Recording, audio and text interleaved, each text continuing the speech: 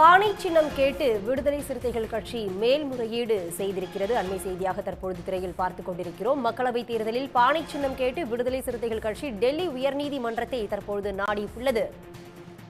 தமிழ்நாட்டில் ஏற்கனவே போட்டியிட்டு 1.16% வாக்குகளை பெற்றுள்ளதை குறிப்பிட்டு விசிக தற்பொழுது டெல்லி உயர்நீதிமன்றத்தில் மேல்முறையீடு செய்திருக்கிறது. பானை சின்னம் கேட்டு விசிக தற்பொழுது டெல்லி உயர்நீதிமன்றத்தில் மேல்முறையீடு செய்திருக்கிறது. அண்மை செய்தியாக தற்பொழுது திரையில் பார்த்துக் கொண்டிருக்கிறோம்.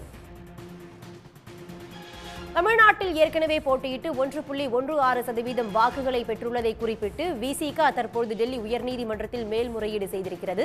மக்களவைத் தேர்தலில் பானை சின்னம் கேட்டு விடுதலை சிறுத்தைகள் கட்சி டெல்லி உயர்நீதிமன்றத்தில் மேல்முறையீடு செய்திருக்கிறது.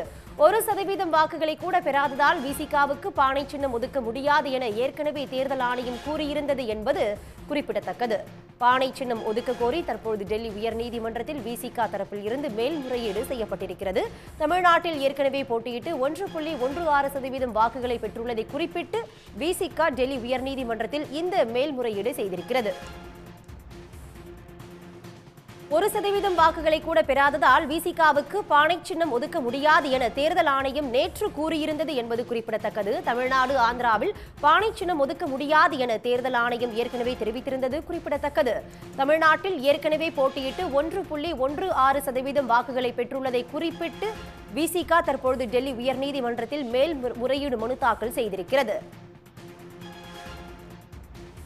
1% வாக்குகளை கூட பெறாததால் விசிகாவுக்கு பானை சின்னம் ஒதுக்க முடியாது என தேர்தல் ஆணையம் கூறியிருந்தது. இந்நிலையில் தற்பொழுது டெல்லி உயர்நீதிமன்றத்தில் விசிக மேல்முறையீடு செய்திருக்கிறது. ஏற்கனவே நாங்கள் 1.16% வாக்குகளை பெற்றுள்ளோம் என்ற குறிப்பிட்டு தற்பொழுது டெல்லி உயர்நீதிமன்றத்தில் விசிக மேல்முறையீடு தாக்கல் செய்திருக்கிறது. உடனுக்குடன் செய்திகளை தெரிந்து கொள்ள சன் நியூஸ் பெல் ஐகானை கிளிக் பண்ணுங்க.